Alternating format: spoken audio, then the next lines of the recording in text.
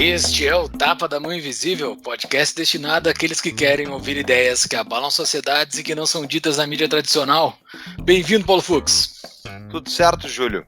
Tudo beleza, cara? Como é que tá? Tudo certo? Tô tomando uma cervejinha aí pra começar o nosso papo agradável aí sobre cultura de cancelamento, né? E vamos discutir antes que a gente seja cancelado, Júlio. O cara que tá com skin in the game, porque ele foi cancelado, coitado. Ah, que tristeza isso, cara. Vou chamar ele então, seja muito bem-vindo, Leandro Narlock. E aí, Júlio, e aí, Paulo, tudo bem? Pois é, cara, eu nunca fui vítima na minha vida de nada, quase nada, e agora eu sou vítima de cancelamento, vocês estão vendo só? Que loucura, né? Na interseccionalidade, não sei como é que se fala aquela palavra que os esquerdistas gostam, aquela que tu pode, os diferentes graus de privilégio. Isso aí. Existe algum grau aí que entra o cancelado no nível de vitimismo ou não? Pois é, não sei, cara. Mas é engraçado, né? Porque ser vítima de alguma coisa, às vezes o cara é um bosta, o cara nunca fez nada de interessante na vida, mas ele foi vítima de alguma coisa, daí parece que adquire uma superioridade moral, um status moral, né? Nossa, aquele cara é vítima e tal. Mas, enfim, de fato, passei aí uma semana difícil, uma demissão estranha, né? E rápida, assim, eu não entendi porque eu não tive direito de me explicar na televisão depois daquele comentário que muita gente achou que tinha homofobia. O meu comentário acho que podia ter sido mais preciso, né? Para quem ainda não sabe, eu falei sobre doação de sangue por homossexuais, eu disse, olha, a lei é boa, porque assim, você pega um comportamento de risco, e não a opção, usei a palavra opção sexual, daí me atiraram na fogueira porque eu usei o termo.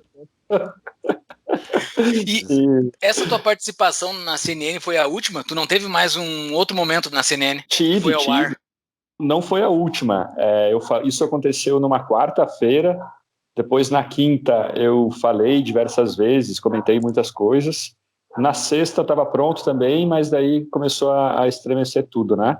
Eu entendo, assim, não entendo, mas a CNN, os diretores ali da CNN, eles são bombeiros, sabe? É gente que está apagando incêndio toda hora, que está tentando fazer um orçamento restrito render e fazer a televisão ir para frente e tal. Só que teve uma pressão absurda, assim, pressão que saiu do Brasil, sabe?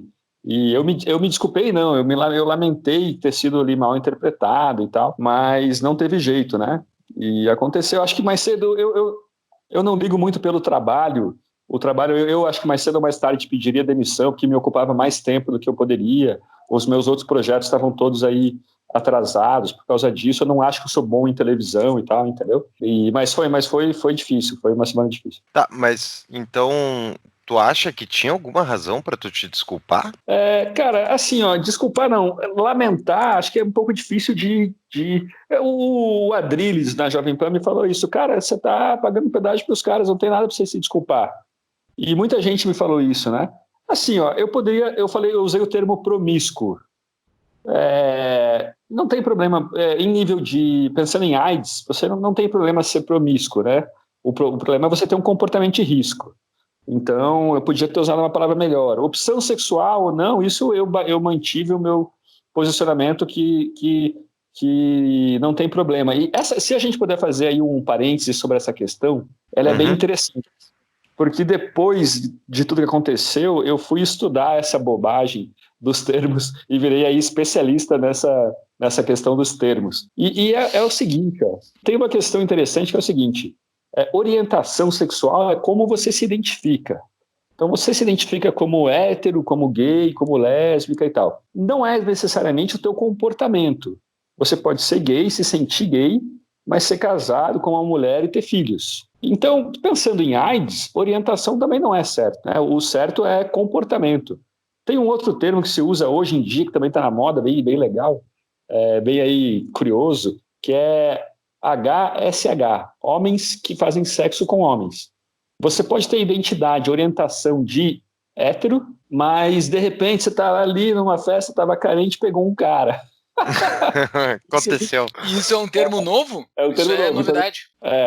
E daí, ou seja, então nesse caso também a orientação não tem nada a ver, é o comportamento, né? O comportamento ali que você teve. Mas só respondendo a sua pergunta, Paulo, eu acho que eu falei assim, olha, eu podia ter falado melhor, não tem nada que me desculpar, eu não fui homofóbico, deixei isso bem claro, entendeu?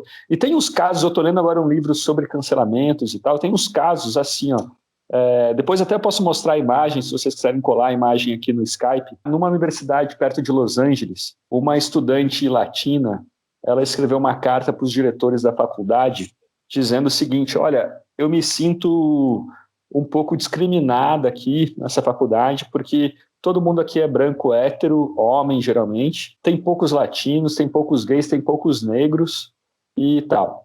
Ela mandou essa carta para a direção e uma reitora escreveu, dizendo, olha, é verdade, isso é um problema, nós temos que se concentrar nessa questão da falta de diversidade na faculdade, especialmente com as pessoas que não se encaixam no molde da McKenna College, né, do CMC. Ela usou esse termo que não se encaixam no molde. Só por causa disso, desse molde, não se encaixam no molde, a aluna deu um print no e-mail, botou no Facebook e falou, tá vendo?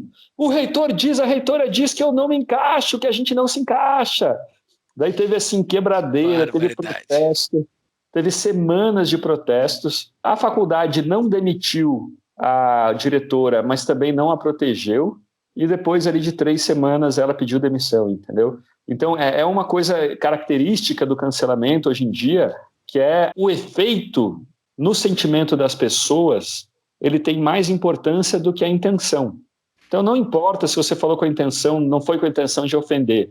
Se ofendeu, então você tem que ser banido, execrado, jogado às fogueiras e tal. A sentença dada no último caso, já não tem mais defesa, já não tem mais nada, é o último nível da sentença. Mas antes, Paulo, a gente tem que apresentar o nosso convidado, né? É difícil alguém que não saiba quem é o nosso convidado. Ele já esteve, inclusive, no Tapa, ele está na mídia tradicional, estava na mídia tradicional, esteve no episódio 46 do Tapa, nós falamos sobre meio ambiente, ouçam lá, muito bom. Lá nós apresentamos eles, mas apresentarei novamente. Leandro Narlock é jornalista e mestre em filosofia pela Universidade de Londres. Foi repórter e editor das revistas Aventuras da História, super interessante, e Veja. É colunista da revista Cruzoé e autor do Guia Politicamente Incorreto da História do Brasil, entre outros livros que venderam mais de 1 milhão de exemplares desde 2009. Este é o Leandro Narlock. E antes de a gente seguir com o nosso papo sobre cancelamentos, identitarismo e mídia e essa coisa toda, vamos para os nossos avisos únicos iniciais, né, Paulo? Vamos lá. Então, Paulo Fux, que episódio, hein, cara? Não foi cancelado o episódio, ou talvez será futuramente, sabe-se lá o que vão fazer,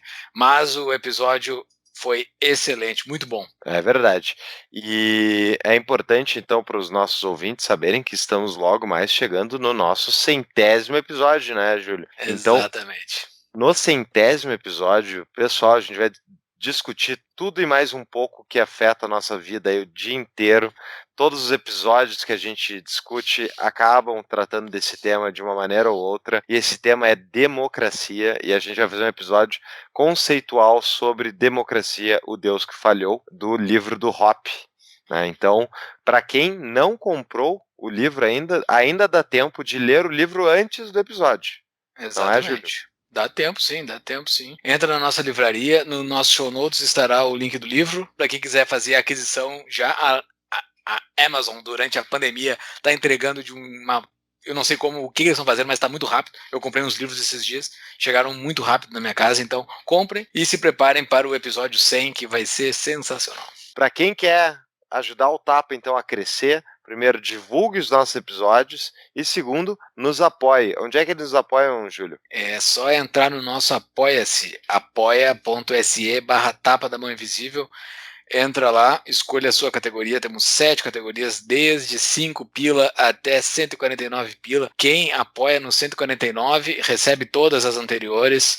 Então, entre lá e procure uma que fique de acordo com o seu bolso. Mas a gente apoia os nossos amigos agoristas, né, Júlio? Então, se você quer doar Bitcoin para nós, pode doar Bitcoin. Se for comprar os nossos produtos, entre pelos links que temos no nosso site para a gente medir o nosso tráfego.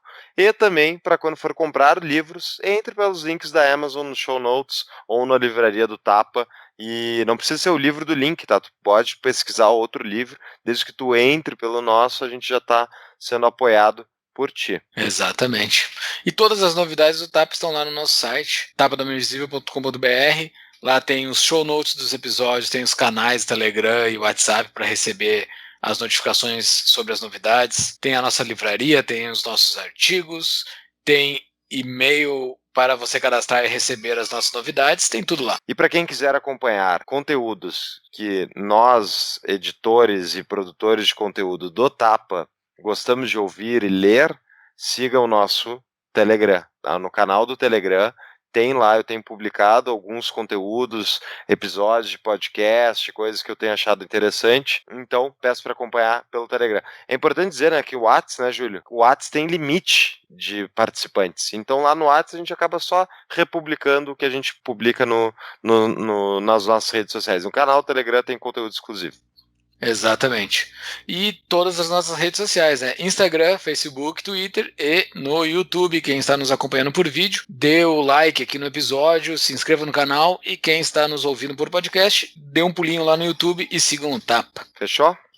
Fechou. Mas, Narlock, vamos pensar assim, tu falou sobre a intenção, né? Que, mas a pessoa não tem intenção. Tá, e se a pessoa tivesse a intenção de ofender? Qual é a solução para isso? A solução é cancelar as pessoas? Bom, vamos pensar. Você tem direito de ofender. Eu gosto desse sistema brasileiro em que você tem liberdade de expressão, mas também responsabilidade por aquilo que você fala. Né? Então você pode falar o que você quiser, não existe censura prévia. Mas se as pessoas não gostarem, elas podem mover processo contra você. Falar, olha, você diz que eu sou um criminoso e eu não sou um criminoso. Então acho que isso também faz parte da liberdade de expressão, as pessoas reagirem às expressões. Né? Tem um caso muito engraçado, a Globo está soltando toda hora um relatório de ataques à mídia, relatório de ataques à grande imprensa e tal. E daí lá tem lá centenas de críticas negativas, de ataques. Qual o problema? Isso é parte da liberdade, isso é em si liberdade de expressão. Atacar a mídia, a televisão, a Globo, a CNN, também é liberdade de expressão, não é um atentado contra a liberdade de expressão, né? Então, eu acho assim, se você quiser ofender, ofende. Se for uma ofensa, dependendo da ofensa, né? Se for uma ofensa grave, por exemplo, a gente não vai tolerar alguém que fala que o Holocausto foi bom. A gente vai cancelar essa pessoa. E é o que a gente deve fazer. A gente precisa, de fato, cancelar essa pessoa para dizer, eu não quero mais ouvir esse cara.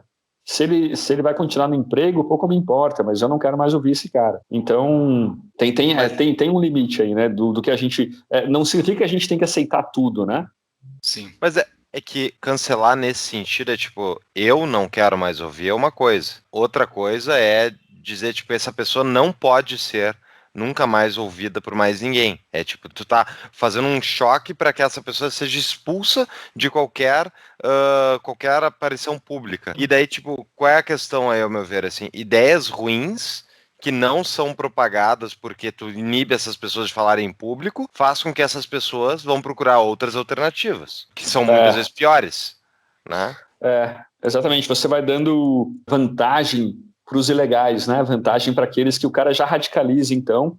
O Gustavo Malta te fala muito sobre isso, né? Acho que vocês já entrevistaram ele aqui.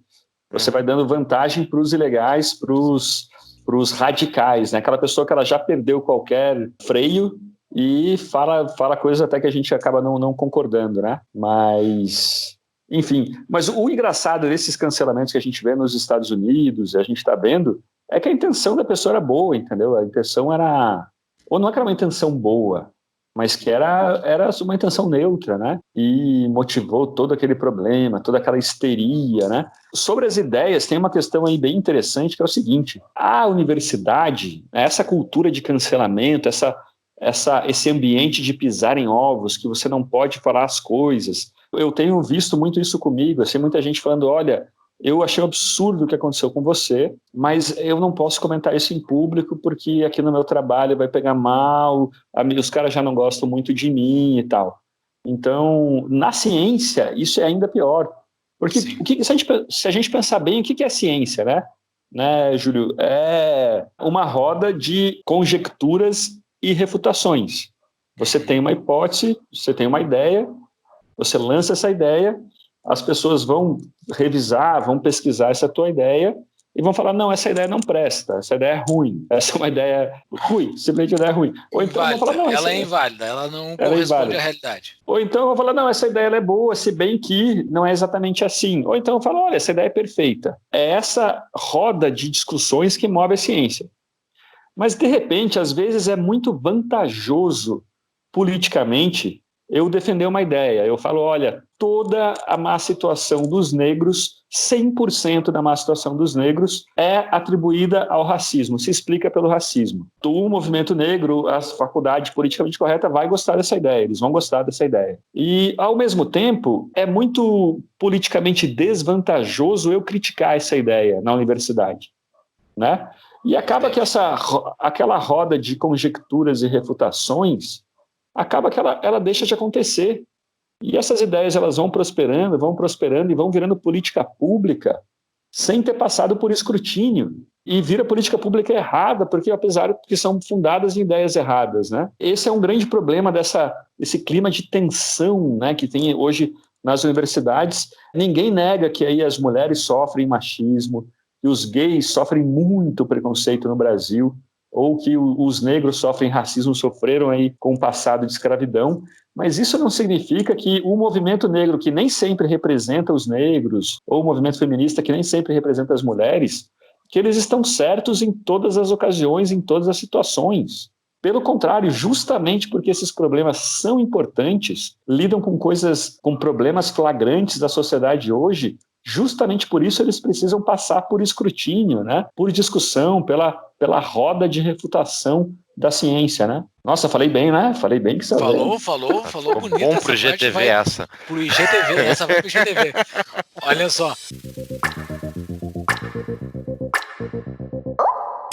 Ter uma renda extra é sempre importante. Agora na Mutual, além de lucrar investindo, você pode gerar uma renda adicional como agente autônomo de crédito. Traga bons tomadores e investidores e receba até R$1.000 por cada empréstimo ou investimento efetivado. Entre pelo link do Tapa para nos ajudar a medir o tráfego enviado para os parceiros. Conheça mais em tapadamãoinvisível.com.br/mutual.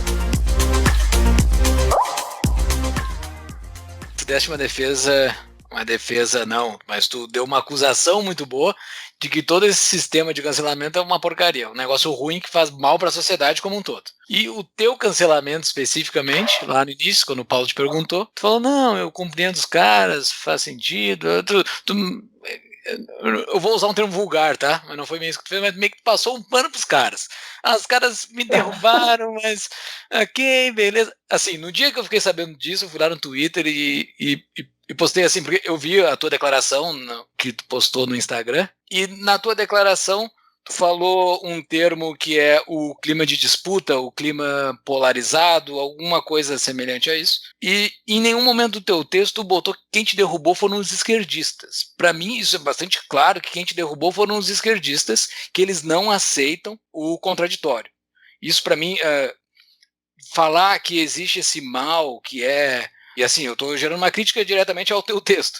Que gerar esse mal que o problema é a polarização, eu acho que não é bem assim. Quem não está conseguindo lidar com a diferença é a esquerda, especificamente. E quem te derrubou, os caras têm nome específico, eles são esquerdistas, eles te derrubaram. Tu não vê assim? Tu não acha que são os esquerdistas que são culpados pela tua queda? Eu acho que são, né? Não, é meio evidente que são. Não, olha, eu não culpo muito a CNN, a televisão, apesar de eu querer sim. Exato, eu não tô falando deles. Se eles são esquerdistas, é um outro problema. É um outro problema pra gente discutir depois. Mas eu sei que os esquerdistas te derrubaram. Eles não aceitaram o contraditório e te derrubaram. Não foram eles que te derrubaram? Não, vamos lá. Voltando, a televisão acho que podia ter me dado o direito de me esclarecer, sabe? Eu podia ter ali a oportunidade de ter falado, olha, o que eu quis dizer foi isso, dava para passar por isso. Todo mundo, muita gente interna mesmo se surpreendeu com isso tudo que aconteceu, né? Mas o que eu acho que foi pior foi o movimento organizado da comunidade LGBT. Ali sim teve uma histeria, uma caça às bruxas intolerante, barulhenta, sabe? Hoje em dia, e eu tenho falado muito sobre isso, o movimento gay ele começou como um movimento humanizador, né, que apelava aos americanos, o Milk, por exemplo, na Califórnia, ele apelava ali aos direitos, aos valores americanos, aos valores de liberdade, de tolerância, da cultura da nação americana. E só que ele passou desse movimento que celebrava a vida, que celebrava o prazer, a liberdade, para um movimento de carolas, de velhas carolas, intolerantes e barulhentas, que trabalham no UOL, como eu falei esses dias, e passam ali tentando fiscalizar a vida das pessoas, ver se elas foram santos politicamente corretos, entendeu? Esse é um problema. E eu acho, então isso sim, acho que é uma questão que me pegou forte e que me magoou muito, assim. Essa histeria toda da comunidade, né? Dos gays, de parte dos gays, não sei se são todos, vários escreveram para mim se defendendo. Se é direita ou esquerda, tem gays de direita, ou pelo menos que não são aí comunistas, que também ficaram bravos comigo, também não gostaram do que eu falei. E muita gente de esquerda falou, cara, você não fala nada demais, você não fala nada demais. E eu vi muita gente de esquerda, tanto o Bolsonaro quanto gente de esquerda me defendendo, né? Então acho que eu miraria mais na comunidade, sabe? Na comunidade, claro que se eu fosse um cara de esquerda, a benevolência interpretativa seria muito maior. Né, as pessoas iam falar, não, ele não quis dizer isso, ele estava querendo dizer aquilo e tal. Existiria uma simpatia em relação ao que eu disse. E isso, eu tenho falado também isso muito, essa caça às bruxas, essa intolerância a quem ousa usar termos diferentes, simplesmente termos diferentes, ela está sendo muito ruim para o movimento gay, né? Aquele movimento que celebrava alegria e celebrava igualdade, hoje está causando ressentimento nas pessoas. Eu vejo isso em meus amigos, assim, gente que falou comigo ressentida com o movimento gay depois desse episódio. E é a pior coisa que essa minoria, que esse pessoal poderia ter, é causar mais ressentimento na sociedade, né? Para mim, o que aconteceu, tanto no movimento negro quanto no movimento gay dos anos 60, no caso do movimento negro, e mais aí nos anos 70, 80, no movimento gay, é uma passagem de movimentos humanizadores que apelavam ao que as pessoas tinham de mais humano para movimentos demonizadores. Elas estão demonizando qualquer pessoa que ousa pensar ou falar alguma coisa que divirja do seu cânone. Eu concordo contigo, Narlock, mas eu não deixo de concordar com o Júlio, assim, e nessa questão de ser à esquerda, porque quem está praticando esse ato globalmente de cancelamento não é só o movimento gay que fez, então, um ataque orquestrado. Fizeram a ti, mas de forma geral, nos Estados Unidos, é muito ligado à esquerda. Tu não vê o Bolsonaro, mesmo Bolsonaro, dizendo, olha, eu posso estar errado, mas eu não vi isso, dizendo, fulano é esquerdista, ele deve ser demitido, ele tem que ser tirado do lugar. Eu não vejo, sei lá, um outro pensador, mesmo Olavo, entendeu? Não vejo esse negócio dizendo, tem que, tipo, ele diz, não compre o livro, não leio, não vejo o cara, mas eles não dizem, demitam ele porque é inaceitável. Tipo, eu entendo que há uma polarização, mas eu entendo que essa movimentação de cancelamento vem muito mais da esquerda. Eu não sei, não, a minha impressão é a seguinte, eu olho a direita, a esquerda não tinha nenhum problema, necessidade de cancelar ninguém antes da internet, porque eles dominavam a academia, dominavam a mídia e todo mundo tinha que engolir o que eles falavam, e não tinha alternativa. Eu lia Zero Hora, o jornal local aqui gaúcho, e eu era obrigado a ler esquerdista todo dia, porque não tem outro jornal para ler. Era esse nível. Daí, conforme surgiu a internet, surgiu a mídia alternativa, e tá aqui o Tapa. Tapa é um podcast libertário. A gente nunca teria, não tem espaço numa mídia tradicional, e nunca vai ter, porque os caras que comandam essas mídias não pensam da mesma maneira que a gente. Então eu não consigo distinguir assim da esquerda. E a esquerda, eu tenho amigos esquerdistas. Quando fizemos o primeiro episódio contigo, Narlock, o que eu ouvi de críticas Fizeram um episódio com o Narlock. Por quê? Por causa do teu guia politicamente incorreto da história do Brasil. Né? Que daí eu pedia, se disseram, mas ele inventou dados. Eu disse, não, beleza, me tragam o que ele inventou, o que ele fez, que eu quero ver as fontes. Nunca me enviaram. Então o meu ponto, assim, o que eu acho que aconteceu? A esquerda viu que tu tava na CNN e viu, eu tava esperando o momento certo para tu falar alguma coisa que desagradasse eles, e eles pediram a tua cabeça. E tipo, eu não consigo extinguir isso da esquerda. Não, acho que sim. Teve muito disso. Eu via muitos tweets assim, que absurdo esse cara estar na CNN, como pode ele estar na CNN e tal, né? Então, isso eu via muito, achava bem engraçado. Mas assim, eu não queria estar aqui no papel de defensor da esquerda. Mas se eu puder... botamos no cantinho. Vai ter que defender a esquerda. Vamos dizer que não é muito esse a minha atividade cotidiana, né? Ficar defendendo a esquerda.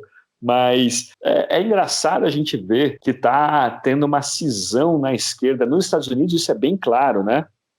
Na esquerda americana, da velha esquerda para essa nova esquerda identitária e intolerante. Tem aquele texto do Mark Lilla, de 2016, que ele escreveu no New York Times, que é o fim da política de identidade, alguma coisa assim. Ele fala o seguinte, olha, a gente teve um desastre eleitoral, foi o pior mundo que aconteceu hoje, foi a vitória do Trump, segundo ele, e isso aconteceu por causa dessa esquerda identitária, por causa dessa moçada que, em vez de conquistar, de ter um common ground, né, de achar terrenos comuns, né, com os eleitores, em vez de persuadir, tenta separar, né? A Barry Weiss, agora que pediu demissão da editoria de opinião do New York Times, escreveu aquela carta de demissão lindíssima, ela não é uma pessoa de direita. A mesma coisa com o Jonathan Haidt, que escreveu lá que tem o Heterodox Academy, né? Mesmo o Pinker, são pessoas que votaram no Partido Democrata. E eles são aí os maiores, ou maiores não, mas grandes críticos dessa esquerda radical, intolerante, identitária, que acha que se você é de uma minoria, então você está certo, né? Como o Eli falou no último podcast de vocês, não sei se é o último, mas um recente, como se fosse um programa, 92, né? Episódio 92, para quem quer pegar a referência. É como se fosse um código de programação, né? Se você é negro, gay ou de alguma minoria, então você está certo, pronto. Então eu acho assim, tem uma... Eu tô até meio com saudade daquela velha esquerda, sabe? Já me contaram que o PCO no Brasil, o partido lá da causa operária, ele está pouco se lixando para essas pautas identitárias, entendeu? Ele é aquela coisa pré-muro de Berlim, e eu até sinto um pouco de falta de ver essa esquerda por aí, porque essa que está hoje ela é insuportável. E daí, quando a gente vê aí o Trump com chances de se reeleger, quando a gente vê o Bolsonaro, agora na última pesquisa que eu vi, ele subiu, a popularidade dele subiu. E eu lembro que na televisão muita gente falava no ar, como assim que a popularidade do Bolsonaro não cai? Ela continua em 1/3, em 30%, 40% dos eleitores. E, na verdade, isso acontece não exatamente por virtudes do Bolsonaro, mas por erros dessa esquerda identitária. O Bolsonaro... Exatamente. Qualquer outro no lugar do Bolsonaro estaria no lugar dele, né? Com esse adversário assim. Exatamente. E a maior vantagem, como se fala, capital político do Bolsonaro não é assim sua virtude como administrador público, como a gente já viu aí no Ministério da Educação, não é aí um grande administrador. É óbvio que não. Aquela reunião, aquele vídeo da reunião que o Moro fez vazar, dá pra ver que o cara não tem meta, não tem nada, não tem procedimento. Uma loucura que daí. Então, o maior capital político do Bolsonaro é irritar a esquerda. Entendeu? As pessoas votam no cara que irrita seus adversários, né? E se a gente pensar nisso como base, ele continua irritando muito a esquerda. 8h30 da noite, todo dia, o William Bonner aparece muito indignado com o Bolsonaro. Então, se continuar assim, é possível que ele se eleja, né? Não estou defendendo aqui a eleição dele, mas, se, por exemplo, se você pega o Moro está com uma ideia de parecer mais do centro, né? Um cara mais moderado. Essa era a receita anterior, né? Quando a gente pensava, olha, o cara tem que pegar o eleitor comum, o eleitor mediano e tal. Mas eu não sei se hoje é uma boa estratégia, né? Vamos ver o que vai acontecer aí para frente. Lembram da cap rate dos mesmos empreendedores da CapTable, uma outra opção de investimentos: renda fixa através do mercado imobiliário. A CapRate permite que você invista no mercado imobiliário a partir de R$1.000, com a segurança desse mercado e rentabilidade atrativa pré-fixada. Entre pelo link do Tapa para nos ajudar a medir o tráfego enviado para os parceiros. Conheça mais em tapadamãoinvisível.com.br/cap. Começou essa tua resposta dizendo: eu não vou defender a esquerda, mas ele começou e terminou defendendo o Bolsonaro. Foi bem legal, foi bem amplo aí. Tu conseguiu um monte de inimigos bastante amplo, assim. Não tô defendendo o Bolsonaro, não, cara. Eu acho que ele é muito ruim, tá? O Bolsonaro tem o Paulo Guedes, é um gênio e tal, né? Mas eu só tô pensando no capital político dele, né? Se ele vai ser reeleito ou não. Mas esse é o nível do debate político que ele chegou. O cara fala uma frase pra, tipo, só descrevendo um fenômeno, e tu tem que dizer depois, mas isso não quer dizer que eu apoio e defendo as ideias. É ridículo, porque as pessoas só pensam binário. Se ele falou isso é porque ele concorda com o resto completo. Eu não consigo entender. E eu vejo isso, inclusive, liberais fazendo, né? Mas o Júlio ia ter uma pergunta. Mas antes da pergunta do Júlio, deixa eu comentar isso que você falou. Nessa questão de cancelamento toda, esse é outro motor dessa histeria toda de cancelamento, que é a ideia do nós contra eles, né? Nós, os iluminados, os ungidos, como disse o Felipe Neto, não se irrite porque eu estou fazendo isso para o seu bem. Aquele tweet ali é pra irritar mesmo. Ele fez pra cravar fundo a faca. Assim. Essa ideia de que nós somos os virtuosos, os perfeitos, as pessoas de bem, e qualquer pessoa que discorda de nós é um monstro, né? Não tem nuances. Ou é preto ou branco, né? É duas cores. E então você tem que cancelar qualquer pessoa que discorda. E daí é bom lembrar, nesse livro do Jonathan Haidt, ele cita um exemplo muito interessante. Deixa eu contar essa história aqui, porque ela é bem bonita. O Solzhenitsyn, vocês sabem lá o Alexander Solzhenitsyn do Arquipélago Gulag, o grande livro sobre Gulag e tal. Ele, em 1945, ele escreveu uma carta criticando o Stalin. A polícia secreta pegou essa carta, viu que ele estava criticando Stalin e mandou ele para a Sibéria, mandou ele para o Gulag. E ali tem um grande relato, né? Ele faz o maior relato, o relato mais famoso do século XX sobre Gulag é dele. E daí uma hora ele está lá, faminto, passando frio no Gulag, quase morrendo de fome, apanhou, né? Foi agredido pelos guardas e tudo, quase morrendo. E daí ele fala, mas eu estou fazendo isso pelo meu país, pelo menos eu sou virtuoso. Pelo menos o lado bom está comigo. Mas daí, de repente, ele lembra assim, mas peraí, anos atrás, eu tentei entrar na NKVD. Eu me inscrevi para entrar na Polícia Secreta. E eu não passei. Mas se eu tivesse passado, hoje eu ia ser esse guarda aqui, que é o meu carrasco. E daí ele fala assim, olha, seria muito fácil. Como seria fácil? Como seria bom e fácil se a gente soubesse quem é bom, quem é ruim? Bastava a gente eliminar as pessoas ruins e pronto. Mas daí ele fala numa chave ali bem do Dostoiévski, que ele fala assim, o problema é que a linha que separa o bem e o mal, ela corta o coração de todas as pessoas. Né? Então, não tem nuance, né? Não existe uma pessoa 100% boa ou 100% ruim. Né? Isso é uma coisa que os ativistas precisam também entender muito bem. Bela história. Falei bonito de novo. Segundo GTV. Depois de GTV, episódio. Nós temos, na verdade, não é nenhuma pergunta, mas é um comentário de um patrão. Nós temos o nosso grupo de patrões lá. Quem quiser ser o nosso patrão e poder saber dos nossos episódios anteriormente e poder fazer perguntas, basta entrar no nosso Apoia-se, que lá tem a categoria específica. O Nicolas Zanetti, ele fez uma analogia, ele descreveu a CNN como um ente privado e descreveu que a CNN somente agiu de acordo com o público dela. O público dela queria aquilo, ela simplesmente fez, buscando lucro. Embora no início ali tu mais ou menos explicou e tu defendeu meio que a CNN, ou entendeu a CNN, tu acha que é mais ou menos isso? Ela só fez isso porque ela precisa do lucro, e daí para apagar aquele incêndio, o público dela não quer ver cara que fala, que dá esse deslize que tu deu, e daí ponto, e a CNN tá certa? Tu acha que é isso dentro da... Não, acho que tá certa não, mas aí é uma questão bem interessante para os liberais, né? Porque o Pondé mesmo me colocou contra a parede em relação a isso. esses dias numa live também, e ele falou assim, a CNN, você não defende o mercado? A CNN está respondendo a forças do mercado. Ela se importa com o Twitter porque ela está pensando em anunciantes, em pessoas que vão assistir na sua imagem. E aí, você que acredita no mercado, agora, daí ele fala assim, olha, a Barry Weiss, do New York Times, que reclamou do New York Times, ou quem reclama aí de perseguição da direita, na verdade virou aqueles esquerdistas de antigamente que ficavam criticando a mídia porque ela fazia bobagem lá, baixaria para ter audiência, a banheira do Gugu e tal, né? E daí a minha questão é verdade, a CNN ela é uma empresa, ela responde ao mercado, mas talvez a solução esteja no próprio mercado, né? Talvez a solução esteja em mais competição, em mais empresas. A gente está vendo aí um burburinho cada vez maior da Fox News aparecendo, surgindo no Brasil. Não sei se vocês acham isso uma boa ideia, também se vocês quiserem falar um pouco sobre isso. Não, eu ia te perguntar isso. O que tu acha, Narlock, disso? Acho ótimo, cara. Eu acho ótimo.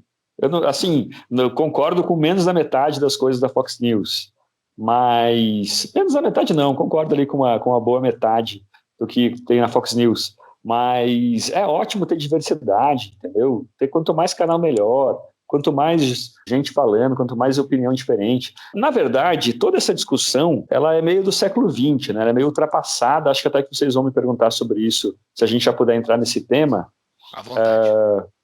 O próprio mercado, ele nos deu ferramentas hoje em dia para um modo de comunicação inédito na história do mundo, né? Em que os consumidores de conteúdo também são os produtores. Então, como vocês mostram, como muita gente mostra hoje em dia, gente aí de 20 e poucos anos que tem canal com milhões de seguidores nas redes e tal, hoje você tem uma comunicação descentralizada, né?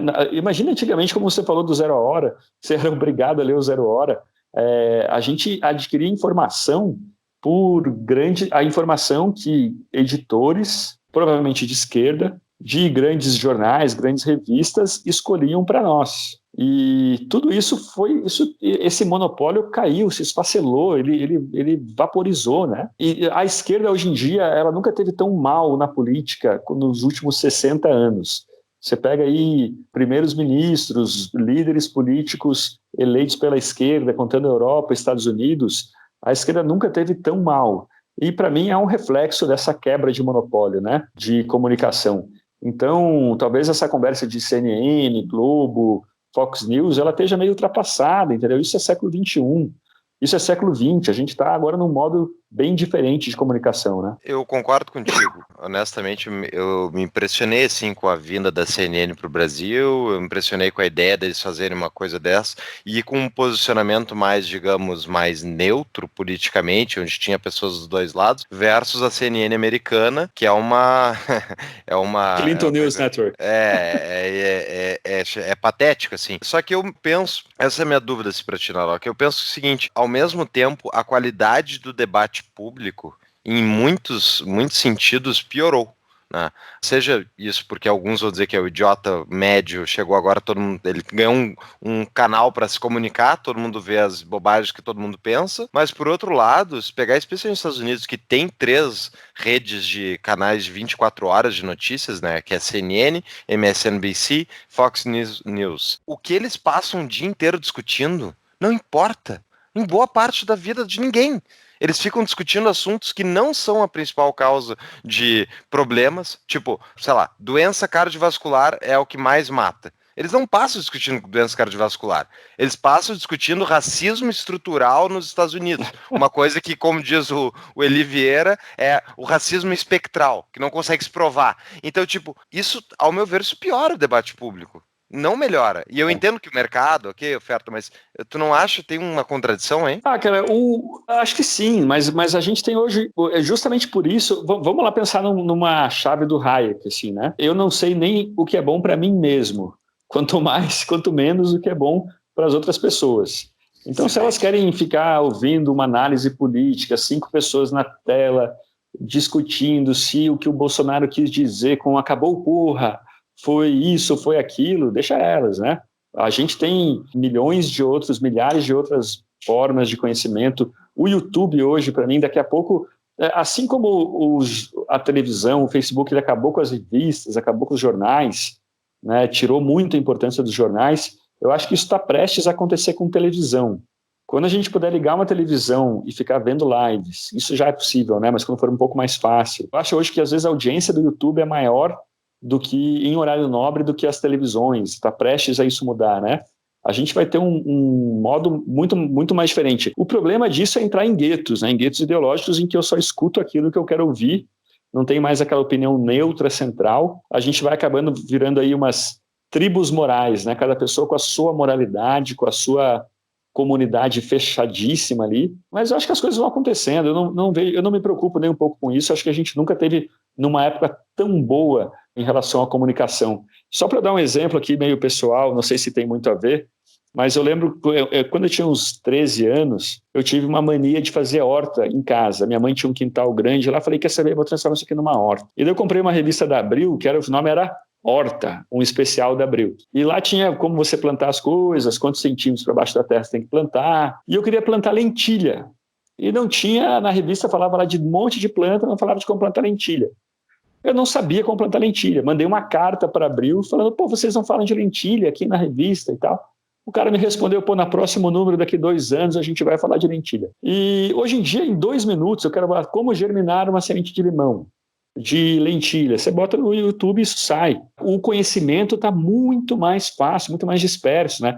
Antes, o acesso ao conhecimento era um motivo de desigualdade, né? Os ricos tinham mais acesso ao conhecimento. Isso hoje tudo passou, né? Se você fala um inglês ok, que você pode entender o que as pessoas falam no YouTube, a quantidade de coisa que tem ali é impressionante, né? Então, eu vejo com muito otimismo toda essa diversificação que a gente tem hoje. Enrolei, né, Fux? Não sei se foi isso que você perguntou. Não, eu acho que é isso. Eu concordo contigo agora. A minha dúvida é a seguinte, tu comentou até. As pessoas vão invariavelmente ficar mais nichadas. Né? Eu acho que isso já está acontecendo. O próprio Parler e a migração das pessoas estão saindo do Twitter porque o Twitter faz shadow ban de quem é de direita. Então a minha dúvida para ti, será que é ruim essa autossegregação e no sentido de que cada tribo vai ir para o seu lado e a gente vai ter menos discussão, talvez, não sei, pública? Eu não sei, vamos ver, né? No fim das contas, as pessoas elas querem se comunicar, né? Querem falar com os outros. Se a gente pensar assim historicamente, a segregação era muito maior, né? Os japoneses que vieram ao Brasil, eles não só moraram todos juntos aqui no mesmo bairro, como eles moravam nos quarteirões de cidades que eles estavam no Japão. O pessoal de Okinawa, por exemplo, morava separado dos outros japoneses. O pessoal do leste europeu também, né? Nos Estados Unidos, tal. O pessoal do sul da Itália morava em Nova York, na região do sul da Itália. Os judeus lá de Manhattan, eles também se dividiam no bairro como se dividiam na Europa e tal. Então, a segregação sempre existiu, mas eu acredito que vai ter sim ainda um pensamento geral, né? Você pega, por exemplo, a Folha de São Paulo, é engraçado, voltando àquele papo lá da imprensa, que a gente está falando do mercado, das forças do mercado. Quando o Trump ganhou a eleição, o New York Times ele teve milhares de novos assinantes, né? Dezenas, centenas de milhares de novos assinantes, me escapa o número exato agora. Porque as pessoas pensaram, preciso fazer alguma coisa contra o Trump, o que eu posso fazer? E pensaram, pô, o maior adversário simbólico do Trump é o New York Times, então eu vou assinar o New York Times. A Folha agora está tentando, me parece que a Folha está tentando fazer isso com o Bolsonaro, né? Essa ideia de ditadura, né? Rever aí a ditadura de 64 e tal. E isso é ruim, né? Acaba que a Folha de São Paulo, que era ali o jornal neutro, ou que se pretendia neutro, está entrando no gueto também, né? Está virando gueto por forças do mercado, assim como a gente tem a Gazeta do Povo, outras publicações. Já as publicações neutras, por exemplo, a Veja aí desde 2016, ela abandonou aquele antipetismo radical, né? E ninguém mais fala da Veja. A Veja está irrelevante, ninguém mais lê a Veja. Eu não conheço alguém que ainda lê a Veja, e ela virou muito a época, né? Está muito parecida com a época, também irrelevante. E é uma situação, de fato, curiosa. Eu não consigo dar uma resposta em relação a isso. Mas será que eles eram neutros antes? Eu não consigo encarar a Folha de São Paulo como neutro na história. E o New York Times, só para pontuar um exemplo, o New York Times, nos anos 30, falava bem do regime soviético. e não dos anos 30, dos anos 40. Então, tipo, não era neutro, eles já eram comunas há muito tempo. Só Não, agora sim, ficou sim. mais público. Não, mas o fato é que ele se pretendia neutro, né? Essa virada da Folha é bem interessante, assim, porque eu lembro que antes a diferença da Veja, aquela Veja de 2014 lá contra a Dilma e a Folha, era que a Veja era um clube. Você vai num clube e você encontra as pessoas parecidas com você. E você se diverte, está ali no seu clube, mas é só pessoas parecidas com você. A Folha de São Paulo era mais uma praça, né? Tinha gente de todo tipo. Às vezes tinha lá os malucos falando de Stalin. Não, Stalin tem que voltar e tal. Você sempre vai numa praça e vê um maluco. Às vezes você fala, pô, não quero mais voltar nessa praça. Então essa praça só tem doido nessa praça. Mas pelo menos ela se pretendia uma praça, né? O objetivo, pelo menos a imagem que ela fingia ou que ela perseguia, era de um veículo neutro, né? E hoje em dia não, parece que abandonou totalmente isso. Ela não quer mais ser neutra, ela está sim de um lado político, né? Talvez o Jornal Nacional ainda também está nesse esquema, né? De já está ali no anti-bolsonarismo psicótico, né? Como fala o Gustavo Maltas. E eu acho que não tem outro jeito, né? Porque agora, como tudo depende de algoritmo, depende de seguidores, mesmo se essas mídias ficarem no centro, ficarem neutras, a gente vai ver na nossa tela do celular coisas que têm a ver com a nossa ideologia, com os nossos seguidores, com o algoritmo. Então, como você falou, esse gueto, né? Ele vai ser muito maior daqui para frente. Sobre a mídia, ela está mudando completamente nesses últimos 10 anos, desde o surgimento do smartphone, já foi citado aqui, já foi citado em outros episódios, todo mundo virou um produtor de mídia, nós aqui, cada um num canto do Brasil, os nossos recursos bastante pequenos, a gente virou uma coisinha de mídia, estamos todo mundo sendo mídia, e daí ninguém está controlando a tal da fake news, porque ela está dispersa, ela está todo mundo... É o fenômeno do momento. Primeiro, não existia fake news antes de falar? Essas mídias, quando era concentrada, elas só falavam verdade? Ou é só um fenômeno que, com a propagação, com o espalhamento, ficou mais visível que tem gente mentindo no meio de tudo isso aí? Não, sempre existiu, né? Você pega, por exemplo, a história lá do Galileu foi jogado à fogueira porque insistiu que a Terra era redonda. Que o Voltaire falou, foi torturado nas masmorras da Inquisição. O Galileu não foi torturado, ele ficou na casa de aposentos oficiais, tal, de nobres, não foi morto, né? Ele continuou com essa teoria. A ideia dos brioches, né, da Maria Antonieta, bem a eles brioches, isso é uma fake news que os panfletos da Revolução Francesa espalharam. Então, e a gente vê isso muito na mídia tradicional também, né? Às vezes, essa ideia do caça-clique, de que você pode dar ali uma ajeitadinha para a coisa ficar mais revoltante e ser mais compartilhada, isso afeta todo mundo, né? Eu vi nessas matérias agora sobre mim, cada coisa que escreveram, né? Como se você dá uma leve distorcida no que a pessoa fala, como tem muito mais alcance. Eu lembro de um caso que eu gosto muito de citar, a mulher do Sérgio Moro, quando ele era ministro, ela foi num evento, num shopping, uma coisa bem de luxo, em Brasília, e a repórter perguntou para ela, o que você acha do Bolsa Família? E ela falou, olha, eu acho um bom programa, eu acho que ele ajuda muita gente, mas é preciso pensar numa porta de saída, como que as pessoas vão se tornar independentes do Bolsa Família, da ajuda do governo. E daí a manchete da Folha era, em evento de luxo, mulher de Moro critica o Bolsa Família. Entendeu? Isso é fake news barata, isso é fake news de site, sabe, desses sites que a gente vê aí defendendo o governo, pagos e tal. Mas isso é um fenômeno novo? Como, por exemplo, agora é fácil com esse monte de informação que a gente tem, é fácil validar o que ela de fato falou para a gente poder criticar e dizer que isso é uma fake news. Mas isso é um fato novo? Ou sempre existiu, assim, tipo, na década de 90 já existia, antes de surgir o smartphone já existia, só que a gente só não conseguia validar? Por que é um fenômeno que é falado agora e não era falado antes? Por que surgiu isso? Vamos lá. Não é novo. Acho que agora a gente tem sim mais ferramentas para validar, né? O grande parte da rede social hoje é criticar a grande imprensa, né? É uma vidraça que a gente tem criticar. Eu fui vítima disso, né? Eu sou um dos alvos disso. E como eu tenho aquele livro, esses dias eu escrevi sobre ele, do Philip Gurry, que é A Revolta do Público, em que ele fala, olha, as elites, elas estão desesperadas. né? Antes, para você, se você era um político, se você conseguia contar com a benevolência de um jornal, de uma imprensa, a tua vida estava garantida, né? Hoje em dia, você tinha ali na época, você tinha as instituições tradicionais, a Suprema Corte, o Executivo, os jornalistas que adquiriam, que transmitiam informação vinda desses meios e tal, e tudo isso foi pelos ares, né? Nada mais disso existe, e o que a gente vê hoje nessa lei de fake news e tal, nesse projeto para conter as fake news, é uma revolta mesmo. As pessoas estão tentando voltar ao século XX, voltar àquela forma de informação tutelada, né, sob tutela das grandes corporações, dos profissionais e tudo. Tem aí questões importantes nesse debate de fake news. A desinformação hoje em dia é sim um risco, né? Você pega aí, digamos que a China comece a patrocinar desinformação no Twitter brasileiro. Isso é uma questão, isso é preocupante, sim. A gente tem que ter ali uma transparência, não sei se sob lei, né, exigida por lei, como estão querendo, mas uma transparência nesse caso em relação a conteúdo patrocinado, a robôs, ela faria bem para todo mundo, né? Só que o que a gente vê naquele projeto, até o anterior, os projetos originais do Congresso, era um desespero, né? E a Globo apoiando, a Globo ali muito por trás, pelas associações de televisões e tal, muito por trás apoiando esse projeto para tentar voltar ao século XX, em que ela era ali a monopolista das informações.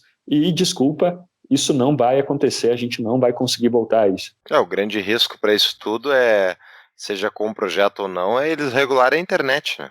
Esse é o grande medo. O projeto das fake news do Senado, ele tinha umas coisas assustadoras, né? Por exemplo, manter um banco de dados de todas as conversas em massa, que as pessoas compartilhavam em massa, se não me engano, mais de 15 vezes, alguma coisa assim. Imagina, como se uma conversa nossa aqui, um telefonema que a gente faz, ele ficasse gravado para se apurar eventuais crimes, e depois vão ver se teve algum crime na nossa conversa. Isso é um absurdo. Isso é uma censura, um totalitarismo, né? Chinês. Não acontece na Inglaterra. Na Inglaterra, a polícia vai até a casa das pessoas pelo que elas publicaram no Facebook. E não é fake news, acontece. Só que na Inglaterra não existe uma lei de liberdade de expressão codificada, que nem o caso da First Amendment americana e coisas tipo, mas acontece, entendeu? Então, tipo, a questão quando for contra os interesses deles, tipo, é total incentivo econômico para os políticos e para as corporações já estabelecidas tentarem fazer esses filtros legais. Exatamente. Um amigo meu que trabalha dentro do Congresso, ele me contou certa vez que o lobby mais forte que existe dentro do Congresso é o lobby das empresas de comunicação. Mas não é forte por ter dinheiro, por ter influência, é simplesmente porque todas as leis que passam pelo lobby deles não são divulgadas. Tu não vê notícia na Globo.